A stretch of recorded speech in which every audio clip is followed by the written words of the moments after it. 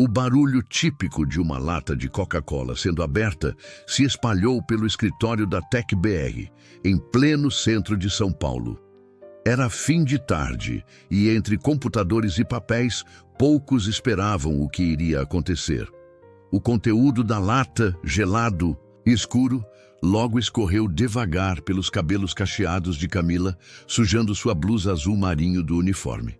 O riso debochado do Ricardo soou alto, ocupando todo o andar e chamando a atenção até de quem fingia estar ocupado.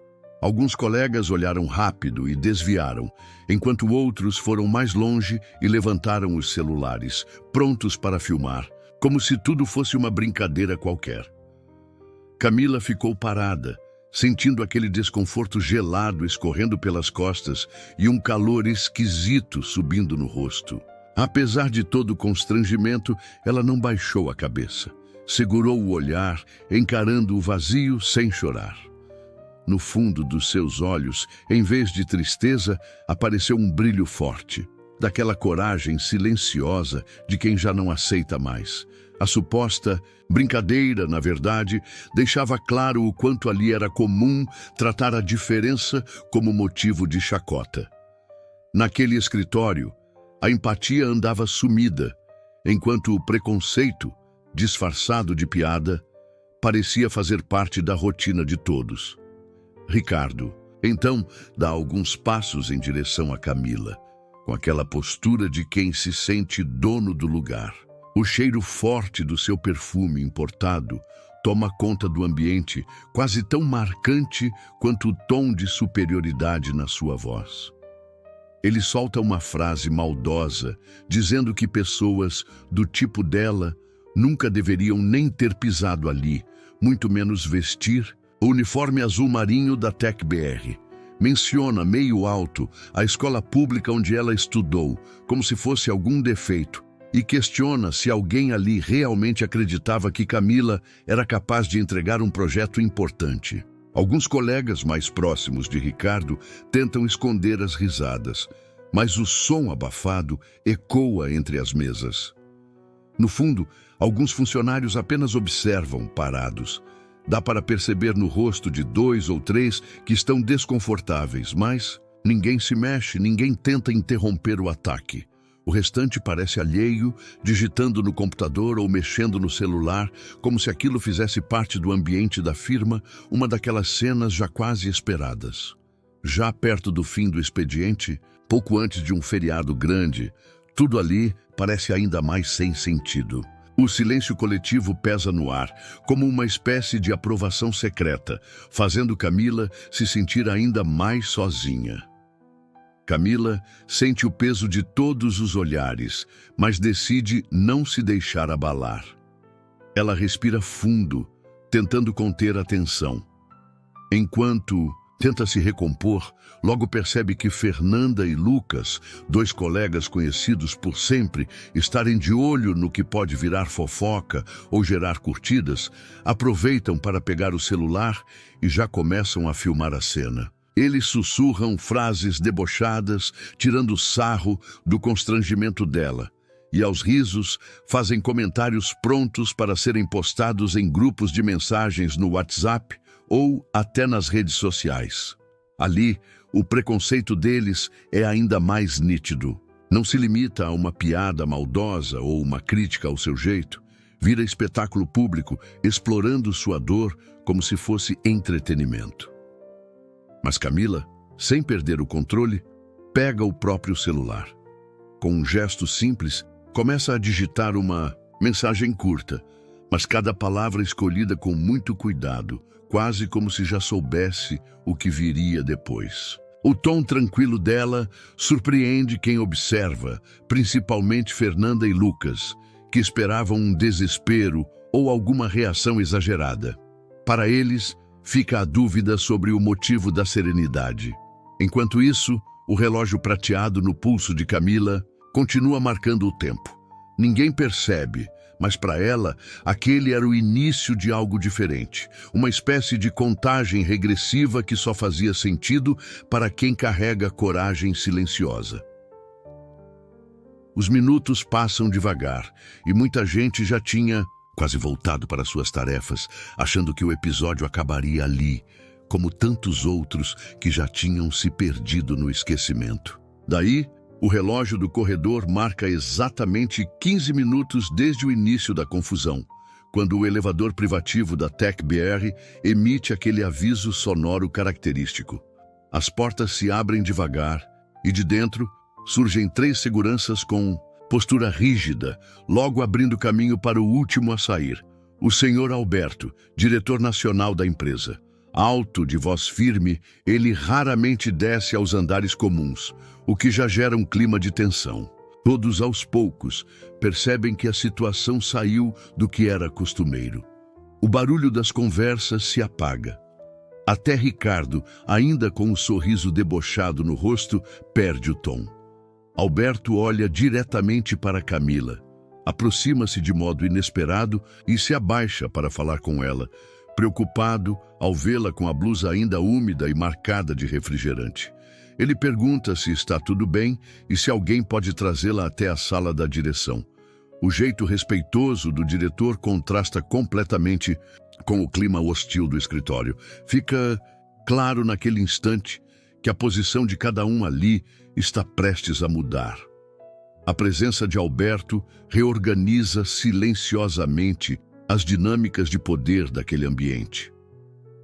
Quando Alberto se volta para os demais funcionários, o ambiente parece congelar. O que antes eram sorrisos de escárnio e conversa fiada, agora viram olhos arregalados e um silêncio pesado. É nesse momento que se espalha por todo o andar a revelação de que Alberto não é apenas o diretor nacional, mas, na verdade, o verdadeiro dono da TecBR. Como se não bastasse, todos descobrem também que ele é o marido de Camila. A notícia corre pelo escritório em questão de segundos, e o clima vira de constrangimento para puro pânico. Ricardo, Fernanda e Lucas, que até então se sentiam intocáveis, tentam se justificar. Procuram explicar que tudo ali não passou. De um mal-entendido, cada um falando baixo, tentando esconder a própria culpa. Suas vozes, antes tão firmes para zombar de Camila, agora soam frágeis e inseguras. O poder que achavam ter desaparece rapidinho. A forma como tratavam Camila, sempre com aquela superioridade disfarçada, dá lugar a um medo verdadeiro. Eles percebem, finalmente, que ignoraram mais do que a capacidade profissional dela. Durante meses, tinham desmerecido também a força e influência silenciosa que ela sempre mantinha, algo que estava ali o tempo inteiro, despercebido debaixo dos olhos de todos. Com todos ainda em choque, Camila toma a palavra pela primeira vez naquele dia. Ela se levanta com calma e, diante dos olhares atentos, conta que sempre fez questão de trabalhar ali, sem usar o sobrenome de Alberto, sem se apegar a nenhum tipo de privilégio. Explica que, desde o começo, quis provar seu valor e mostrar que era capaz de conquistar respeito e espaço apenas pelo seu esforço e competência. Ela revela que passou 6 meses agindo dessa forma, buscando aprender, trabalhar duro e observar tudo ao redor. Enquanto fala, Camila surpreende ainda mais ao contar que, durante todo esse tempo, foi registrando discretamente cada situação. Constrangedora, cada piada de mau gosto, cada comentário discriminatório. Guardou e-mails, capturas de tela, vídeos das humilhações, até conversas em aplicativos de mensagem. Tudo arquivado cuidadosamente na hora exata em que elas aconteciam. O que para alguns parecia apenas silêncio ou até mesmo um sinal de fraqueza, era na verdade uma estratégia bem pensada. Ela diz que preferiu esperar o momento certo, acreditando que a verdade, cedo ou tarde, viria à tona. Agora, revela para todos as provas incontestáveis, mostrando que cada ato de preconceito não passou despercebido, mas foi registrado e está prestes a ser cobrado. Os funcionários mal têm tempo de assimilar tudo o que acabam de ouvir quando as portas de vidro da sala se abrem novamente. Entra Paulo, o advogado da TecBer, conhecido tanto pela firmeza quanto pela amizade antiga com Alberto e Camila. De terno escuro, ele atravessa o espaço sem pressa, segura algumas pastas grossas nas mãos e, sem rodeios, começa a distribuir o material sobre a mesa central da sala. Em cada pasta, há e-mails trocados entre funcionários com piadas de mau gosto, prints de conversas em grupos privados, gravações feitas nos corredores e até imagens das situações constrangedoras pelas quais Camila passou nos últimos meses. Enquanto absorvem o que está diante deles, Ricardo tenta disfarçar, dizendo que aquilo tudo foi apenas brincadeira. Fernanda nega. Diz que não tinha intenção de ofender, e Lucas, visivelmente nervoso, pede desculpas, mas já entende que nada disso será o bastante agora. A quantidade de provas é enorme e detalhada. São nomes, datas, horários, tudo organizado, de forma que não há espaço para justificativas. O ambiente, outrora tomado de arrogância e risos, vira palco para olhares de pânico e constrangimento. Fica claro que a sensação de superioridade, outrora tão nítida, já não existe mais diante da força das evidências. No meio daquele clima carregado, Camila toma coragem para compartilhar uma última revelação com todos presentes. Ela fala de forma simples que, enquanto lidava com todo tipo de chacota e discriminação, estava também se dedicando a algo muito maior. Em silêncio, fora do olhar curioso dos colegas, criou um sistema totalmente novo de análise de dados, daqueles que conseguem transformar toneladas de informações em soluções inteligentes para empresas de qualquer parte do Brasil. Esse trabalho nasceu de suas noites em claro, de suas ideias e principalmente da vontade de provar a si mesma e a todos o próprio valor. O sistema já foi registrado em seu nome. Tem um valor estimado em milhões e, desde o mês passado, se tornou exclusivo da TecBer, trazendo destaque para a empresa e orgulho para Alberto. Camila explica que aquele projeto não é só uma demonstração da sua competência, mas a prova de que conseguiu transformar meses de dor, humilhação e silenciamento em algo positivo. A surpresa maior fica para o final. Ela anuncia que grande parte dos lucros desse software será usada para financiar bolsas de estudo para jovens negros em São Paulo. Os colegas, pegos de surpresa, percebem que o gesto vai muito além de qualquer revanche pessoal. É sobre justiça, inclusão e mudança real. Camila, de um jeito muito próprio, faz da própria história um movimento coletivo. No instante em que Camila termina de falar sobre o novo destino dos lucros, percebe-se que alguns dos antigos agressores, como Ricardo, Fernanda e Lucas, começam a tentar convencer os colegas de que tudo não passou de um grande mal-entendido. Eles buscam olhares de cumplicidade, justificam atitudes, pedem que os outros colegas se lembrem dos momentos bons, mas ninguém responde. O escritório inteiro fica tomado por um silêncio pesado, aquele tipo de silêncio que revela não só o constrangimento, mas também a separação invisível que agora existe entre eles e todo o resto da equipe. É nessa hora que Rafael, um dos analistas de TI, levanta-se da cadeira, sai de trás de seu computador e, com voz firme, se manifesta. Diz que por tempo demais, muita gente se calou diante da hostilidade que Camila sofreu. Admite também ter sentido medo de se envolver, mas que chegou a hora de parar com a omissão. Ele declara, sem rodeios, seu apoio a Camila, contando casos que presenciou e deixando bem claro para todos de onde realmente vinha o clima pesado, dos que promoviam pequenas agressões diariamente. O posicionamento sincero de Rafael encoraja outros. Um a um, colaboradores começam a se manifestar. Alguns compartilham experiências, outros apenas concordam, mas fica claro que o ambiente está diferente. Aos poucos, o escritório se enche de vozes que antes estavam presas, mostrando que o exemplo pode ser mais forte do que qualquer silêncio. O clima no escritório já estava bem diferente quando Camila, olhando para todos, faz uma última proposta. Ela diz que não quer só ver punição ou demissão para quem errou.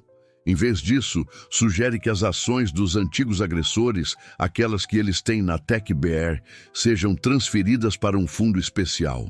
Esse fundo vai aumentar ainda mais as bolsas de estudo para jovens negros e de periferia, transformando toda a situação difícil em mais oportunidade para quem quase nunca tem.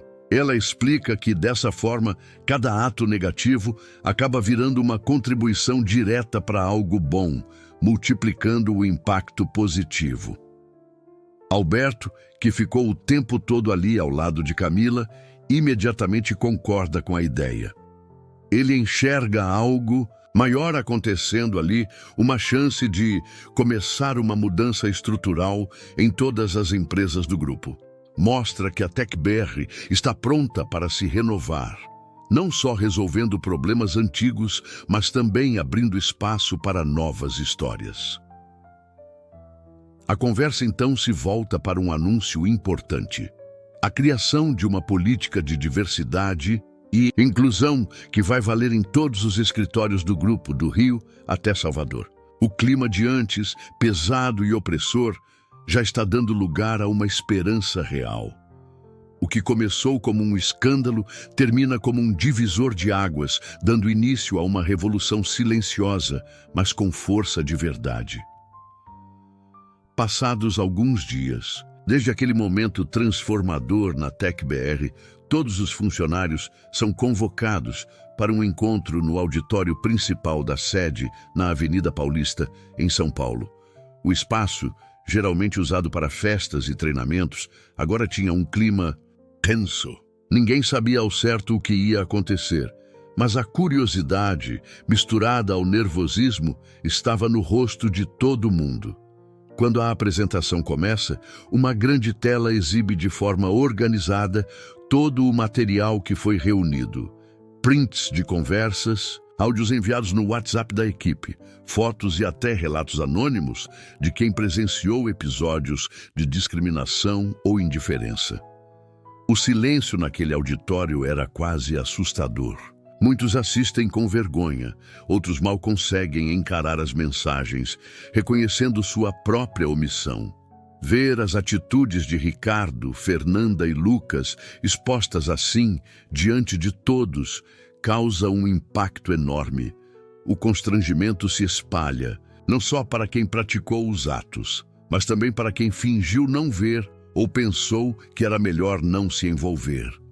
Fica claro que o objetivo não era só punir, mas mostrar que a tolerância com injustiças acabou ali.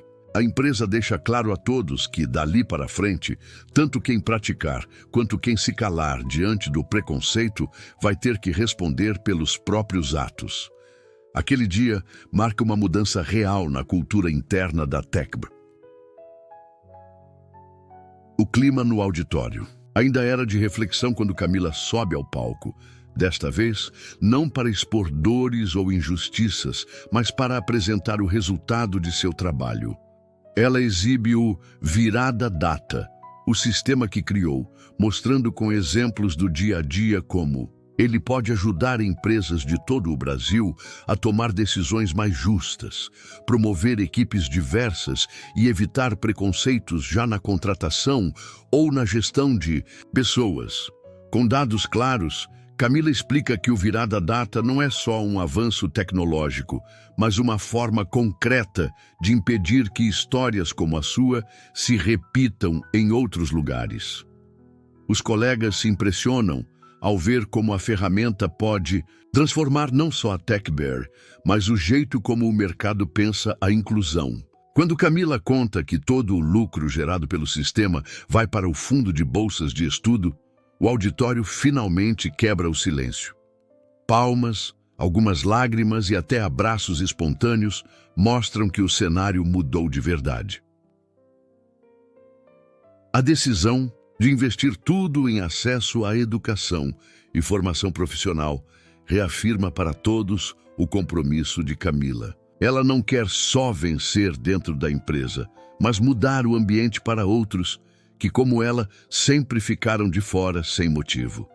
Uma esperança nova toma conta de todos ali. Quando os aplausos para Camila vão diminuindo, os antigos agressores, como Ricardo, Fernanda e Lucas, finalmente tentam se explicar. Eles falam que tudo não passou de brincadeira, que nunca tiveram a intenção de ofender ninguém e que, na verdade, o ambiente ali sempre foi descontraído. Só que, enquanto tentam se esquivar, a equipe de RH, junto com o setor jurídico da TecBR, exibe mais mensagens, áudios e até vídeos que mostram exatamente o contrário. Fica claro para todos que as atitudes tinham um tom de humilhação e hostilizavam quem era diferente. O constrangimento aumenta ainda mais quando as advogadas explicam que, diante de tudo o que foi apresentado, não só a empresa pode responder judicialmente, mas cada pessoa envolvida está sujeita a processos criminais e civis. Ninguém ali tem mais dúvida de que certas coisas já passaram dos limites faz tempo. Agora, nada fica só no nível da conversa. A diretoria, então, anuncia, diante de todos, a demissão por justa causa dos envolvidos, explicando que um dossiê, com todo o histórico, será anexado aos registros profissionais de cada um. Fica claro para toda a empresa e até para o mercado que não existe mais espaço para desculpa ou caminho fácil de volta. É um fechamento duro, mas que reflete o novo posicionamento da TecBR. O clima no escritório é de tensão enquanto Ricardo, Fernanda e Lucas atravessam o corredor escoltados por funcionários do RH e da segurança. Nenhum deles encara os colegas. Alguns tentam até esconder o rosto, envergonhados e calados. O barulho dos passos ecoa pelo andar e, pela primeira vez, todos sentem que aquela situação nunca mais vai se repetir. As pessoas ficam paradas, observando, em silêncio, sem nem conseguir desejar boa sorte ou trocar olhares. O significado daquele momento é claro. Quem age com crueldade e abuso não terá mais espaço na TecBR, nem em lugar algum que valorize respeito. É impossível não pensar em tudo o que mudou desde que Camila decidiu não aceitar mais calada. O que começou lá atrás como uma série de pequenas agressões, quase sempre tratadas como brincadeira, teve exatamente o efeito contrário do que os agressores esperavam. Agora, eles é que lidam com portas fechadas e a incerteza do futuro profissional. Enquanto isso, Camila segue no escritório, recebendo mensagens de apoio dos colegas e participando das conversas sobre o novo fundo de bolsas. Ela não procura vingança, mas também não esconde o orgulho por ter resistido. Mostra para todos que, com dignidade e força, é possível virar o jogo e transformar dor em oportunidade real. Nem bem os corredores voltam ao ritmo comum. A repercussão do que aconteceu na TecBR já começa a reverberar pelo mercado. A holding brasileira responsável pela empresa, o Grupo Horizonte, divulga um comunicado oficial no mesmo dia, surpreendendo muita gente. Eles anunciam que vão realizar uma auditoria minuciosa em todas as suas subsidiárias, de Porto Alegre até Recife. O objetivo agora é claro: garantir que exemplos negativos não se repitam e que todas as empresas sigam padrões rígidos de diversidade e inclusão. Não vai ser apenas para inglês ver. O Grupo Horizonte informa que vai fiscalizar de perto, inclusive exigindo relatórios regulares e a criação de campanhas educativas dentro de cada unidade. O efeito se espalha feito rastilho de pólvora. Parceiros comerciais e prestadoras de serviço recebem avisos formais alertando que, de agora em diante, manter contrato com o Grupo Horizonte depende de estarem alinhados a essas novas políticas. Tem gente que corre para atualizar diretrizes internas, organizar treinamentos e criar setores exclusivos para lidar com diversidade. cientes de que não podem mais ignorar o assunto. A mensagem final é muito simples. Não basta respeitar o diferente só por obrigação. É preciso criar um espaço onde todos tenham chance de ser vistos e ouvidos, sem medo de perder negócios ou manchar a própria imagem. O tempo passa rápido e, quando menos se espera, já se passaram 6 meses desde aquele episódio marcante.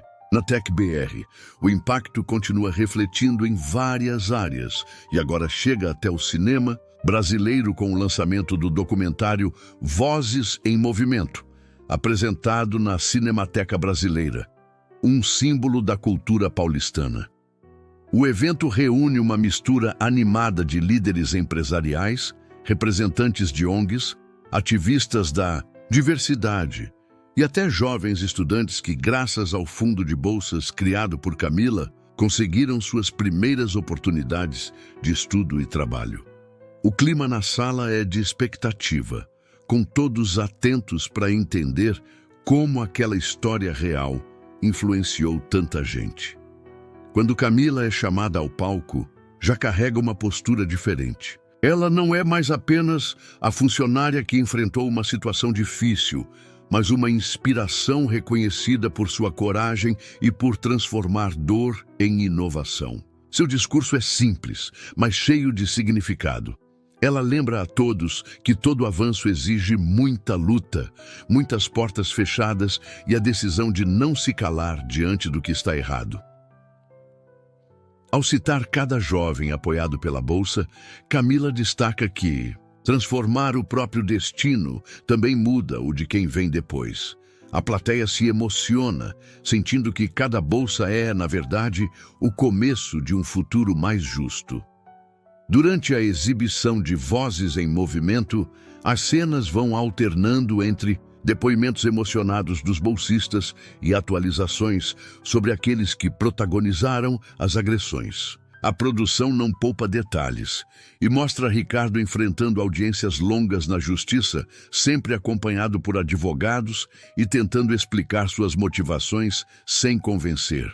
Fernanda, por sua vez, aparece em entrevistas dadas a pequenas empresas, acumulando negativas e enfrentando constrangimentos ao explicar o motivo das demissões recentes. Já Lucas, antes conhecido por fazer piada com quem tinha empregos considerados pouco valorizados, agora é visto usando o uniforme no caixa de uma lanchonete na zona sul de São Paulo.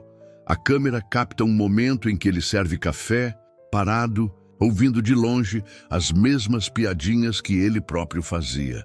Esse contraste entre o destino dos antigos agressores e a nova posição de Camila é sentido por todos que assistem ao documentário.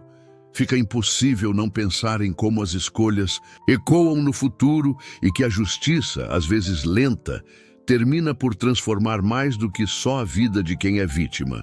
Aquilo que parecia simples consequência vira exemplo. A arrogância e o preconceito não trazem nada além de portas fechadas e arrependimento, enquanto a coragem de lutar e mudar abre oportunidades para muitos. No final do evento, Camila começa a conversar com um grupo de jovens curiosos sobre como nasceu a ideia do fundo de bolsas. Ela compartilha um segredo que poucos conheciam. Poucos dias antes daquele ataque que mudou tudo na TecBR, ela tinha terminado de programar um algoritmo inovador. Era um sistema capaz de analisar comunicações internas e reuniões, detectando sinais sutis de preconceito e discriminação, mesmo quando tentavam disfarçar com ironias ou piadinhas. O caso que veio à tona acabou funcionando como a prova real de que a ferramenta era mesmo eficiente. A notícia se espalhou tão rápido quanto as imagens do documentário. Em pouco tempo, centenas de empresas no Brasil e fora dele, inclusive grandes bancos e startups conhecidas, começaram a implementar o aplicativo desenvolvido por Camila, com acompanhamento de especialistas em direitos humanos. O impacto foi quase imediato. Começaram a identificar problemas antes que eles crescessem, mudando a forma como equipes inteiras se comunicavam. Mas, Para a surpresa de muitos, Camila anunciou que todo o lucro gerado por esse aplicativo iria direto para o programa de bolsas, que agora crescia em escala nacional e já formava novas turmas em escolas técnicas e universidades públicas. Assim, aquilo que tinha começado como uma dor pessoal virou uma corrente de oportunidades reais e transformação social para muitos outros. Entre tantas mudanças, quem também passou a ganhar destaque foi Gustavo, que no passado tinha sido apenas mais um colega de Camila na TecBR, sempre atento e disposto a ouvir. Com o tempo, seu papel dentro da empresa cresceu, e com toda a movimentação causada pelos novos padrões e pelo fundo de bolsas, ele foi promovido ao cargo de diretor de diversidade tecnológica do Grupo Horizonte. Durante o lançamento do documentário, Gustavo se emociona ao ser chamado para compartilhar sua experiência. Ele relata diante de todos como foi importante não se calar diante do que achava errado. Lembra que naqueles dias difíceis bastou uma palavra de apoio para que Camila se sentisse menos sozinha. Garante que se muitos tivessem ficado apenas olhando ou jogado para debaixo do tapete, nada teria mudado. O momento de maior emoção na noite, porém, acontece logo depois. O pai de Camila, seu Manuel, um senhor simples que passou a vida como porteiro em um prédio de São Caetano do Sul, é convidado a subir ao palco.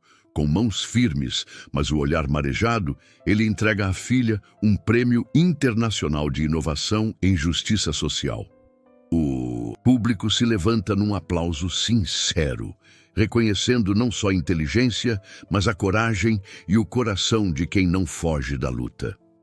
Com o passar dos anos, aquele velho edifício do Grupo Horizonte, onde tudo começou, ganhou uma nova cara. No lugar das mesas frias de escritório, surgiu o Centro Paulista de Inovação Social, espaço moderno e cheio de vida onde jovens de diferentes periferias de São Paulo encontram abrigo para botar suas ideias em prática. O ambiente é sempre agitado, com gente estudando, programando ou participando de rodas de conversa, para planejar aplicativos e plataformas capazes de combater o racismo que ainda insiste em atravessar a sociedade. Ali, cada projeto pensado e desenvolvido serve de resposta ao preconceito e à exclusão. O nome de Camila está em cada parede, entre murais, placas e até nas conversas de quem frequenta o centro. A trajetória dela se transforma em exemplo de que é possível, sim, desafiar o sistema, mesmo quando ninguém acredita. Aquela atitude lá atrás se tornou combustível para motivar dezenas de meninas e meninos que sonham em mudar suas próprias histórias. Num dos encontros abertos, Camila comenta com a calma de quem sobreviveu a tempestades que buscar justiça não é jogar pedra em ninguém, mas sim construir um chão firme para quem vem depois. O que ela viveu virou símbolo, mostrar que dor pode ser semente de esperança e que o futuro nasce onde o talento encontra oportunidade, sem que a cor da pele, o endereço ou o sobrenome determine as chances de cada um.